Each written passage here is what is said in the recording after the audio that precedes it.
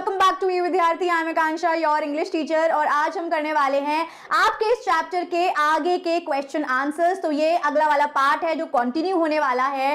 तो उससे पहले मैं आपको बता दूं कि अगर आप ढूंढ रहे हैं कोई ऐसा ऑल इन वन प्लेटफॉर्म जहां आपको हर क्लास में, हर सब्जेक्ट में, हर चैप्टर के एमसीक्यू, सैंपल पेपर, एनसीईआरटी के सॉल्यूशंस, साथ ही साथ प्रीवियस ईयर के क्वेश्चन आंसर्स और मिल जाए वीडियोस और समरी, तो ये वही प्लेटफॉर्म है, आप ही के लिए अवेलेबल है। सारी चीजें आप डाउनलोड कर सकते हैं, वो भी फ्री में। तो देख क्या रहे हैं, फटाफट से वीडियो देखिए और उसके बाद कर लीजिए डाउनलोड जो चाहिए वो। तो चलिए आइए क्वेश्चन आंसर्स को स्टार्ट करते हैं।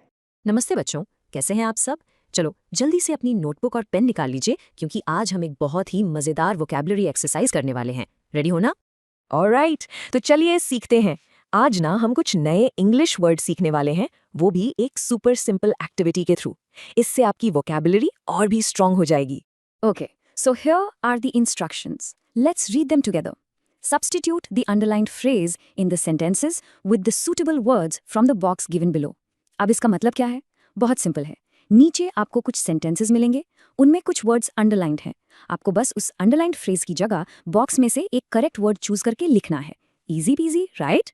और ये रहा हमारा word box. Let's look at our options. We have physicist, luminaries, pioneers, peers, barriers and persistence. Come on, इन सभी वर्ड्स को ध्यान से देखो और फटाफट अपनी नोटबुक में नोट कर लो। You will need them. Okay, so let's start with the first question. Ready? Alright, here's our first sentence. They are considered to be the first people to start the online markets. देखो, यहाँ underlined phrase है the first people to start. इसका मतलब वो लोग जिन्होंने सबसे पहले for the very first time online market शुरू किए। सोचो सोचो, बॉक्स में से कौन सा वर्ड यहाँ परफेक्ट मैच होगा? And the correct answer is pioneers. बिल्कुल सही।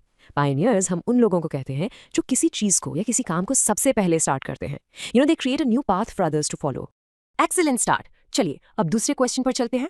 Okay, question number 2। A scientist who studies matter, energy, light etcetera. Oh, ये तो आई थिंक आप सबको पता होगा। एक ऐसा साइंटिस्ट जो मैटर, एनर्जी, लाइट, इन सब चीजों के बारे में स्टडी करता है, उसे हम क्या कहते हैं? Come on, think fast. That's right, the correct word is physicist. एक फिजिसिस्ट वो साइंटिस्ट होता है जो फिजिक्स की स्टडी करता है, और फिजिक्स में ही तो हम मैटर, एनर्जी और लाइट के बारे में पढ़ते हैं। Perfect. Great going. Let's see the third sentence now. Here's the third sentence for you. Most of my friends are my classmates and are my age. यहाँ अंडरलाइन फ्रेज है my classmates and are my age। मतलब मेरे ज्यादातर दोस्त मेरे classmates हैं और मेरी ही एज के हैं।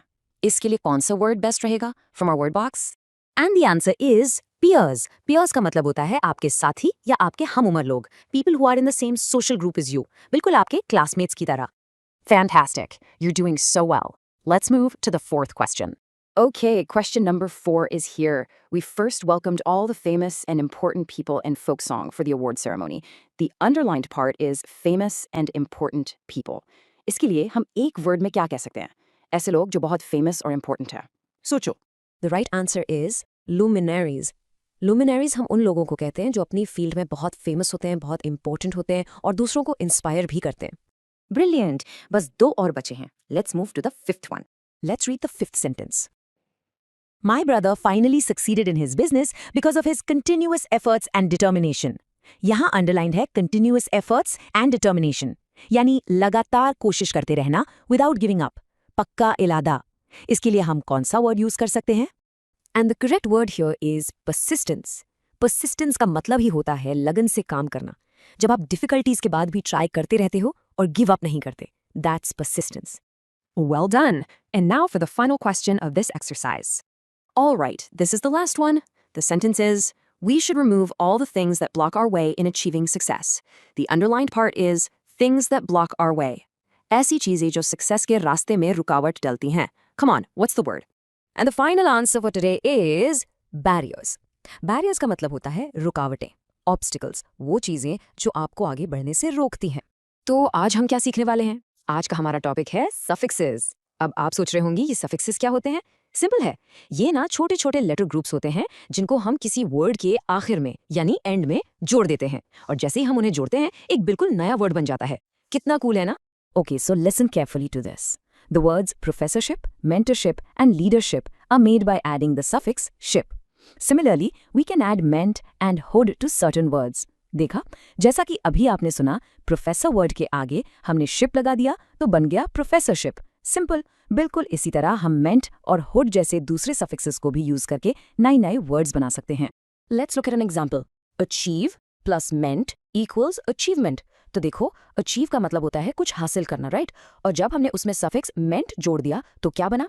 अचीवमेंट, जिसका मतलब होता है कोई बड़ी उपलब्धि। समझ आया? चलो अब टाइम है थोड़ी प्रैक्टिस करने का। रेडी हो? हम नीचे दिए गए वर्ड्स में से सही सफिक्स यानी शिप, मेंट या हुड को जोड़ेंगे और नए वर्ड्स बनाएंगे। So get your notebooks and pens ready. Okay, so the first one is member plus blank equals to blank. सोचो, मेंबर के साथ कौन सा सफिक्स आएगा? शिप, मेंट या hood? And the answer is member plus ship equals membership. बहुत बढ़िया। Membership का मतलब होता है सदस्यता, जैसे आपकी स्कूल की लाइब्रेरी की मेंबरशिप होती है ना, बिल्कुल वही। चलो नेक्स्ट क्वेश्चन देखते हैं। Govern plus blank equals blank. अब सोचो, गवर्न वर्ड में हम क्या जोड़ेंगे? And the correct answer is govern plus meant equals government. Yes, govern का मतलब होता है शासन करना, और गवर्नमेंट क्या होती है? हाँ, सरकार। Okay, number 3 is partner plus blank equals blank.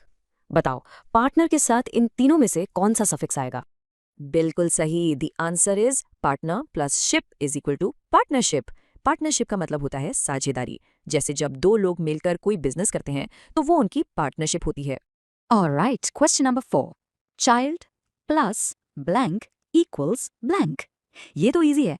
Child के आगे क्या लगेगा? Yes, the answer is child plus hood equals childhood. Childhood यानी हमारा प्यारा बचपन। चलिए अगला देखते हैं।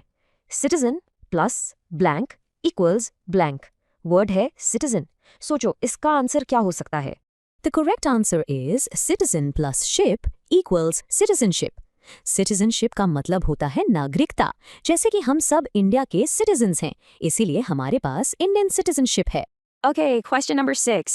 Entertain plus blank equals blank. Entertain के साथ हम कौन सा suffix ऐड करेंगे? बिल्कुल ठीक। The answer is entertain plus meant equals entertainment. Entertain मतलब मनोरंजन करना, और एंटरटेनमेंट का मतलब है मनोरंजन। Next up, number 7। Brother plus blank equals blank. बहुत इजी है ये। बताओ, ब्रदर के साथ क्या जुड़ेगा? Yes, you got it. The answer is brother plus hood equals brotherhood, और ब्रदरहुड का मतलब होता है भाईचारा। And here is the last one for today. Agree plus blank equals blank. चलो बताओ, अग्री के साथ कौन सा सफिक्स लगेगा? And the final answer is agree plus meant equals agreement. Agree का मतलब होता है सहमत होना, और अग्रीमेंट का मतलब होता है समझौता या सहमति। परफेक्ट। Well done everyone. आप सबने बहुत ही अच्छा काम किया। I am so proud of you. देखा आपने, सफिक्सेस की हेल्प से नए वर्ड्स बनाना कितना इजी और फन है ना? बस इसकी थोड़ी और प्रैक्टिस करते रहना। सो आई होप कि आपको क्वेश्चन आंसर्स अच्छे से समझ आ गए हैं, एक एक क्वेश्चन का आंसर मिल गया है। सो इसी के साथ फिर मिलेंगे किसी और वीडियो में। Thank you so much for watching. Bye bye.